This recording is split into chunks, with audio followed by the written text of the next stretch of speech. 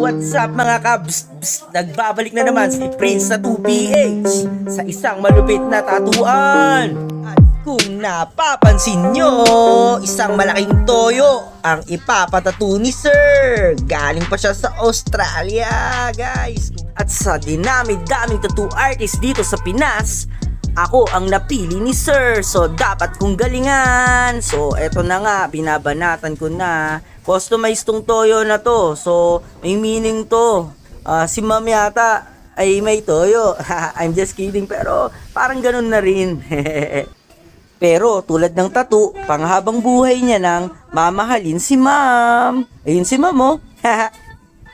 At eto na ang resulta. May lakad pa kasi si boss eh. Magkakasino ata sila, kaya may second session pa to sa pagbalik na lang daw nila.